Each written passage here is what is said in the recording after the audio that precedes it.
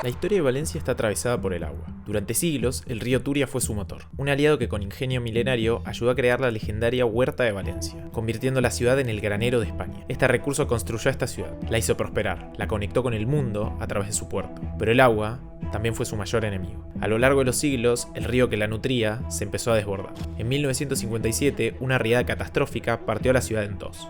Se llevó por delante vidas, casas y la esperanza de una generación. Entonces se tomó una decisión radical: desviar el cauce de ese río. Valencia se embarcó en un proyecto faraónico, un proyecto que movió al río que tanto la castigaba, llevándolo a varios kilómetros de su cauce original. Esta obra fue una victoria monumental, un cambio total de paradigma para la ciudad. Y durante décadas, Valencia respiró tranquila, pero el agua volvió a atacar. Valencia está siendo hoy una de las zonas más castigadas por las lluvias torrenciales. Coches totalmente inundados, calles cortadas y ríos como este totalmente desbordados. En octubre de 2024, la naturaleza le recordó a Valencia que su desafío no había terminado. Una inundación con un caudal récord dejó más del doble de víctimas fatales que en 1957. Pero esta vez, algo fue diferente, porque si comparamos los mapas de las inundaciones por año, podemos ver que el agua no inundó los mismos lugares. En el 2024, el sur se llevó la peor parte, y parece haber un muro que protegió al centro de la ciudad de que el agua llegue.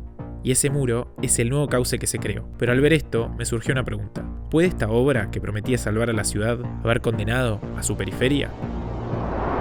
Vine hasta Valencia para tratar de entender esto. Recorrí de norte a sur, conocí muchas de las facetas de esta cuenca tan particular y conversé con geógrafos y locales que han vivido de cerca todo lo que el agua trajo y se llevó. Esta es la historia del esfuerzo de una ciudad por domar a la naturaleza y el precio que pagó por creer que lo había logrado.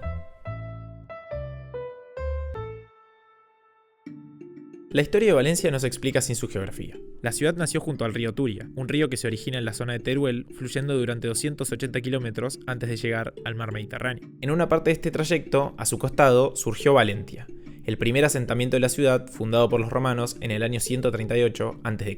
La ciudad después pasó por una época de dominio musulmán y luego, con la reconquista liderada por Jaume I, la ciudad continuó expandiéndose gracias a sus excelentes condiciones geográficas. Y para entender mejor esas condiciones, me acerqué al lugar donde podía encontrar a los que más saben del tema. Acá me recibió Iván Portugués, que es doctor en geografía e hizo su tesis sobre la transformación del río Turia. Valencia se asienta en una llanura aluvial, eso quiere decir que se asienta sobre sedimentos. Son los ríos los que han ido aportando esos sedimentos y han conformado esa gran llanura que es especialmente fértil. Esta fertilidad hizo que la ciudad tenga una capacidad de producir una gran variedad de cultivos, formando las actuales huertas al norte, al sur y al oeste. Y yo estuve primero recorriendo la parte norte. Ahora estoy en una zona de Valencia que es bastante más rural, pero que es muy cerca del centro, es tan solo a 15 minutos. Y estando acá ya puedes entender por qué lo llaman la parte de la huerta. Y para verlo mejor, obviamente, vamos a usar el dron. Esta huerta ha sido históricamente el motor económico de Valencia, y hoy en día es una de las pocas huertas urbanas que quedan en Europa. Su histórica característica más distintiva es su ingenioso sistema de regadío basado en acequias, que son zanjas a cielo abierto que conducen el agua desde su fuente hasta las huertas, aunque hoy en día muchas de ellas fluyen por debajo de la tierra. Pero este sistema no es solo ingeniería, es una red social que obliga a la colaboración de todas las personas de la huerta para manejar el recurso. Y para cuando esa colaboración fallaba, los valencianos inventaron algo único, pero para verlo hay que volver al centro de la ciudad. Hoy es jueves y acá los jueves pasa algo muy particular cerca de la catedral, que es que se junta algo que se llama el Tribunal de las Aguas, que es una institución que creo que sirve bastante bien para entender el vínculo de la ciudad con ese recurso. El Tribunal de las Aguas, compuesto por representantes de 8 acequias, se reúne para juzgar las actividades del área de la huerta tradicional. Y este tribunal funciona hace casi 1000 años. Ahora tiene un rol un poco de show turístico también. Y yo llegué tarde, pero el representante máximo del tribunal me dijo que si lo ayudaba a guardar las cosas, podía conversar conmigo. Mi nombre es Carlos Nacher, soy el alguacil del Tribunal de las Aguas de la Vega de Valencia. El Tribunal de las Aguas se reúne todos los jueves a las 12 del mediodía para juzgar asuntos sobre el agua del riego. Puede denunciar un agricultor a otro o una comunidad de regantes a un agricultor por haber obrado mal. Es una parte de la historia viva de un lugar, donde el agua no es solo un recurso, sino que es una parte inseparable de su cultura. Pero esta cercanía al agua, acompañada por el crecimiento de la ciudad, empezó a traer sus problemas. Y el río Turia no es la única parte importante de este sistema hidrológico. Aparte de ese río principal, pues también hay otra serie de barrancos, aquí los llamamos ramblas, que bajan de la corona que rodea toda esa llanura y que en época de lluvias también son especialmente peligrosos. Las fuertes lluvias llegan especialmente en las temporadas de primavera y otoño, cuando es más propenso a darse el fenómeno meteorológico conocido como Dana. Dana significa depresión aislada de niveles altos. Esta consiste en una masa de aire frío que se separa completamente de la circulación general de la atmósfera y se queda aislada en las capas altas. Cuando esta masa de aire frío desciende y se encuentra con aire más cálido en capas bajas, en este caso proveniente del mar Mediterráneo, se puede provocar una gran inestabilidad atmosférica, lo que en ciertas condiciones puede provocar lluvias muy intensas en muy poco tiempo. Sin embargo, esto no es un fenómeno nuevo, y por mucho tiempo gran parte de ese exceso de agua llegaba hasta acá.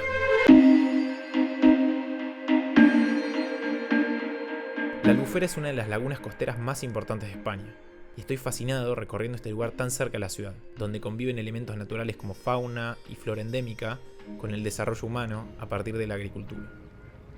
Acá están todos los arrozales, y acá se cultiva arroz justamente porque las condiciones que genera la Albufera son ideales para eso. Pero la Albufera no es solo un bello paisaje, es un sistema de infraestructura biológico, un amortiguador natural que evita que la llanura se inunde. Este lugar también es un espejo en el que se refleja la compleja y conflictiva relación de Valencia con su propia geografía.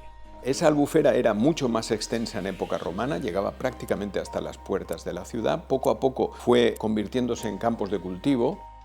Esta laguna cumple un rol algo así como de esponja. Y al reducir el tamaño de la albufera, también lo que hicimos fue reducir su capacidad de absorber las inundaciones. Más allá de las inundaciones, el valor ecológico de este lugar es fundamental, funcionando como un refugio de aves migratorias e incluso como un regulador de las temperaturas.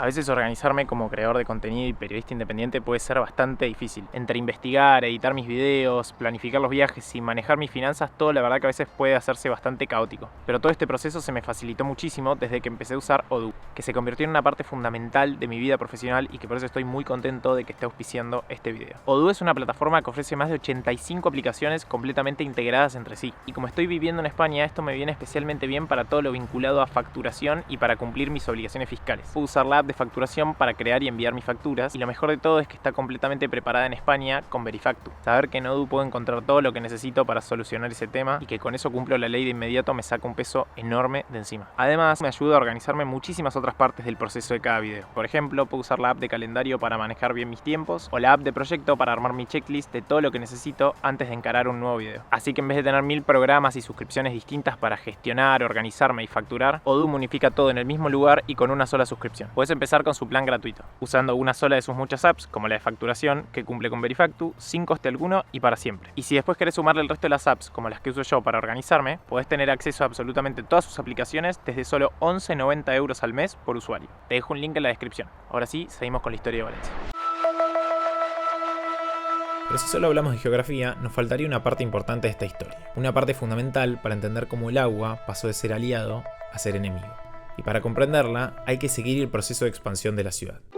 Porque el río, hasta ese momento, no se había movido de donde estaba, pero la ciudad, sí. Josep sacó un mapa para explicarme con detalle cómo se fue dando este crecimiento. Aquí estaba la ciudad romana, esta es la muralla del siglo XIV. Todo esto de aquí fue una gran obra de ingeniería del siglo XV, del siglo XVI y del siglo XVII para proteger justamente a la ciudad del agua que podía entrar a destruir la ciudad. A medida que la urbanización se volvió imparable y la ciudad creció, los sistemas de drenaje naturales se redujeron en tamaño. Así, durante los temporales, el agua se acumulaba y se llevaba todo a su paso. Aunque algunas obras históricas todavía se conservan por la ciudad. Esto se podría decir que es una de las defensas originales de la ciudad de Valencia, las puertas de Serrano. Y su diseño no es solo militar, porque cuando el agua subía, las puertas funcionaban como un dique improvisado. Y las puertas quedan como ese gran símbolo de la resistencia de la Valencia medieval. Pero durante mucho tiempo el río seguiría siendo un problema. A partir del desarrollo industrial y la demolición de las murallas originales, la expansión urbana se volvió inevitable. Sobre todo desde principios del siglo XX en adelante. Y solo era cuestión de tiempo hasta que otra tragedia sucediera. El 14 de octubre de 1957, Valencia tocó fondo. La ciudad fue golpeada por lluvias torrenciales. 630 litros de agua por metro cuadrado en muy poco tiempo cayeron del cielo. El río Turia no pudo contener tal volumen y en solo unas pocas horas el agua rompió los diques y canales, inundando la ciudad. La catástrofe devastó no solo gran parte del centro histórico. sino también infraestructura crítica, hospitales, puentes y redes de transporte. La inundación resultó en más de 80 muertes y extensas pérdidas materiales, especialmente impactando el núcleo urbano. Hoy en la ciudad quedan registros que muestran incluso hasta dónde llegó el agua, y mientras estaba filmando se me acercó una mujer a contarme lo que pasó aquella vez. En este barrio, después de la riada, se cayeron muchas casas porque eran antiguas y la riada les hizo mucho daño porque además el alcantarillado reventó por todas partes y los cimientos de las casas se estropearon mucho. Durante esa inundación, el centro de la ciudad de Valencia fue el lugar que se llevó la peor parte, aunque varias zonas tuvieron desbordes. Y esto marcó un punto clave. Hace despertar a la sociedad valenciana y hace reflexionar sobre si la convivencia con el río era apropiada o no. Las autoridades locales y nacionales se dieron cuenta que sin una intervención decisiva, Valencia seguiría expuesta a futuros desastres. Y acá es cuando el gobierno de Francisco Franco impulsó un plan radical, el Plan Sur. Esta propuesta consistía de una tarea titánica. Proponía desviar el cauce del río Turia hacia el sur, para lo que se construiría un nuevo cauce de cero que iba a soportar un mayor caudal de agua, dejando sin función hidrológica al viejo cauce. Así que en 1961 se dictó la Ley del Plan Sur. Para recaudar fondos se implementaron impuestos y sobretasas en lugares como la Correspondencia, donde se ponían los llamados sellos del Plan Sur. Pagábamos un impuesto cada vez que íbamos al cine 15 céntimos, en las cartas 25 céntimos. El nuevo cauce tendría una longitud de casi 12 kilómetros desde las afueras de Quart de Poblet, en las puertas de la ciudad, hasta el mar Mediterráneo. El proyecto supuso un gran desafío, ya que el nuevo cauce cruzaba vías de comunicación existentes. Esto requirió la construcción de nuevos puentes para carreteras y líneas de ferrocarril, y también la reconfiguración de las infraestructuras que funcionaban para la gestión del agua. Desde este lugar se podría decir que es el nuevo corazón fluvial de Valencia. Acá detrás mío está lo que se llama el Asud del Repartiment, que aunque si bien desde acá no lo puedas ver muy bien porque no es tan grande, es una obra fundamental. Porque desde acá es donde el río Turia se reparte, ya sea al nuevo cauce que hicieron o también hacia los canales o acequias de la huerta. Entonces, a ver, ¿qué es un Asud? Bueno, un Asud se diferencia bastante de una presa o de un dique, que son mucho más grandes por lo general. Pero la función del Asud no es almacenar agua, sino elevar el nivel del agua justo en ese punto. Y sirve justamente para poder hacer una mejor distribución del agua. Y entonces acá va hacia las acequias, pero el agua que no se desvía simplemente cruza el Asud y sigue su curso río abajo. Este es el nuevo cauce, y tiene una capacidad para aguantar 5.000 metros cúbicos por segundo de agua, un caudal muy superior al de la riada de 1957, que alcanzó los 3.700. Pero el Plan Sur no solo representó una solución a los problemas de las inundaciones, sino que impactó a la ciudad a nivel económico y social, porque la obra se llevó consigo una parte de la histórica huerta. En el momento en que se construye el cauce, da un mordisco a esa huerta, que era una huerta muy productiva desde un punto de vista paisajístico también muy importante. Rompió municipios, hubo que expropiar mucha gente y sus cultivos y sus casas tradicionales. Estas obras también generaron sobre el viejo cauce del río un lienzo en blanco. En principio se había planeado hacer una autopista sobre el cauce drenado, pero una movilización ciudadana logró revertir esta situación y la revirtió para llevar a este lugar a transformarse en uno de los jardines más destacados de Europa. El hoy llamado Jardín del Turia atraviesa el centro de la ciudad y es el gran pulmón verde del centro de Valencia. Tiene una longitud de 8 kilómetros, diversas instalaciones deportivas, culturales y de ocio, incluyendo la emblemática Ciudad de las Artes y las Ciencias, hecha por el arquitecto Santiago Calatrava. De esta forma, lo que antes era una amenaza natural para la ciudad se convirtió en un espacio de recreación, en un floreciente centro de cultura, ciencia y arte, y en un símbolo de la transformación valenciana. Tanto el cauce nuevo como el viejo son dos grandes legados de una de las obras de ingeniería más ambiciosas de la historia española, y que ambos eran la bandera de una promesa. La promesa de que por este plan, Valencia no volvería a inundarse. Pero este plan tenía un gran problema.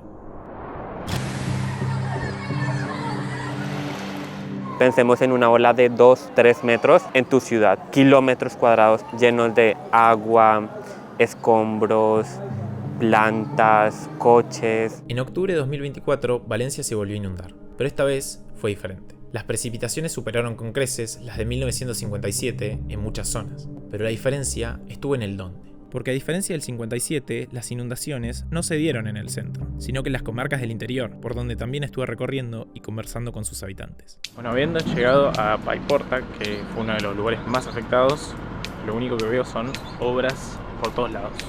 Obras, obras, obras.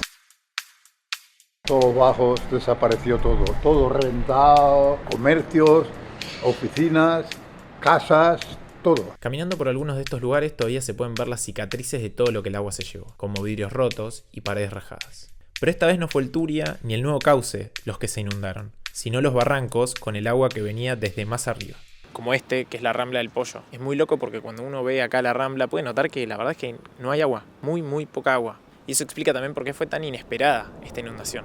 Pero hay algo más grande pasando acá, y es algo que está directamente vinculado a las obras del pasado que prometían la salvación. Porque si bien el centro quedó a salvo gracias al nuevo cauce, las inundaciones y las consecuencias para la zona sur fueron mucho peores que las que se dieron en 1957. Con el cauce nuevo se cortó todo el desagüe de estas ramblas que tradicionalmente desaguaban en la albufera o en el mar. Ha cometido su principal objetivo, pero ha generado un efecto contraproducente, sobre todo para la zona sur. Desestructura el territorio y luego no permite que algunos de los flujos que acababan en el mar o acababan aquí chocan contra el nuevo cauce y vuelven hacia abajo. Pero las consecuencias de la Dana no pueden atribuirse solo a un fenómeno meteorológico extremo, sino que fueron un gran conjunto de errores los que llevaron a que este evento se transformara en una catástrofe. Estos 230 fallecimientos, muertes que tuvimos en el área metropolitana de Valencia por la Dana, muchos de ellos podrían haber sido evitados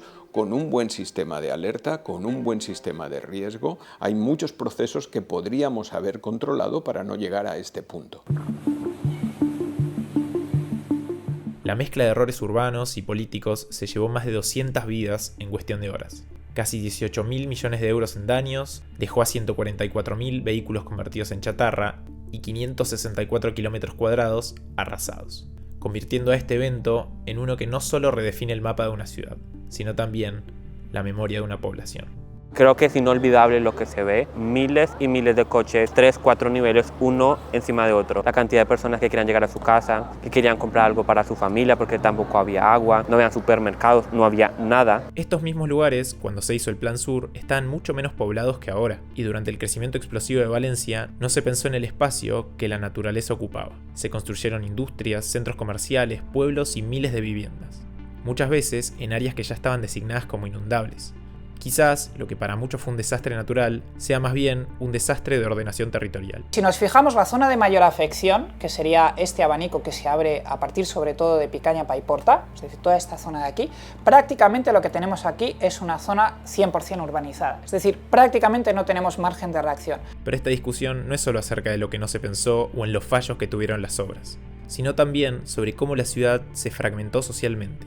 Porque el crecimiento de Valencia es inseparable de los flujos migratorios y su instalación en las afueras. Nicolás es colombiano y vive hace varios años en el municipio de Albal, donde también llegó el agua. En la Huerta Sur hay una representación muy importante, significativa de población migrante, en particular de Hispanoamérica. Yo creo que también a nivel económico te das cuenta que hay una Valencia rica y una Valencia pobre. Y ante esto, la ciudad se ve obligada a preguntarse si existe una solución para que esto no vuelva a pasar. Nosotros, al menos desde la geografía, lo que defendemos es que las soluciones deben de estar más basadas en la naturaleza. Es decir, más basadas en la adaptación que no en atacar directamente el peligro. Y a partir de esta situación, quizás una buena manera para evitar que otros temporales en el futuro arrasen con miles de vidas y negocios sea dando una marcha atrás. Es inevitable que de cara al corto plazo tengamos que hablar de procesos de desurbanización en el territorio afectado por la Dana. Hay espacios que no deberían volverse a habitar. Esto es así. Un proceso de desurbanización nunca es fácil, porque no estamos hablando de mover ladrillos. Estamos hablando de miles de hogares, miles de vidas y mucha historia de la gente que ya se arraigó en estos lugares. Cualquier alteración que se produzca en la cuenca, como puede ser desviaciones, canalizaciones, va a generar efectos secundarios que a veces no están planeados. Nunca vamos a saber cómo va a responder una infraestructura hidráulica. Esta es la perversión que tienen las infraestructuras. Esto es complejo y habrá que estudiar y habrá que ver cuáles son las soluciones más viables. Lo que está claro es que van a ser complejas y van a ser integradas, no va a haber una solución única. Valencia no se puede entender sin el agua, desde sus orígenes formando una de las huertas más importantes de Europa, pasando por su ecosistema único y diverso y el desarrollo de una cultura alrededor de este elemento. Estos días en Valencia me enseñaron sobre cómo la geografía se cruza con la historia, sobre cómo la meteorología atraviesa la política y sobre cómo el desarrollo humano se choca con la naturaleza. Por mucho tiempo, el faraónico proyecto del Plan Sur fue un ejemplo de cómo las ciudades pueden rediseñarse para proteger a sus habitantes y mejorar su calidad de vida. Pero esta historia ahora parece incompleta. porque esta osada búsqueda de dominar a la naturaleza no ha terminado. Alguna vez, medio en broma, medio en serio, se dice que el río tiene sus títulos de propiedad y esos títulos de propiedad los vuelve a reclamar cada vez que hay una inundación. En 2024, el agua expuso como el Plan Sur marca una grieta social. Esta infraestructura, diseñada para salvar a la ciudad, se convirtió en un muro que segregó a la población. Mientras el centro se mantenía seco, las zonas periféricas, aquellas donde la inversión y el planeamiento llegaron tarde, se inundaron. Y el futuro de Valencia se define en esta dicotomía. Aunque todavía hay una ilusión de que esto pueda cambiar. Porque cuando la infraestructura falló y la burocracia se quedó de manos atadas, la sociedad apareció y se abrió una ventana de esperanza. Pues yo recuerdo haber visto la solidaridad cuando ya te acercas al lugar y tú ves miles y miles de personas llenas de barro, llevando cosas, llevando ayuda a sus amigos, voluntarios, que realmente fueron quienes tuvieron un papel importantísimo. Personas de todos los barrios, vecinos de las zonas seguras, jóvenes y adultos, cruzaron esa línea marcada por el nuevo cauce hacia el sur, para limpiar, ayudar y recomponer el daño. Las cicatrices de 2024 ahora son una nueva parte de la historia geográfica de Valencia, y el final de ese capítulo todavía sigue abierto. Resta saber si las heridas que la Dana dejó servirán como el recuerdo permanente de una ciudad que se partió, o como el momento que la obligó a unirse, para reconstruir lo que el agua se llevó.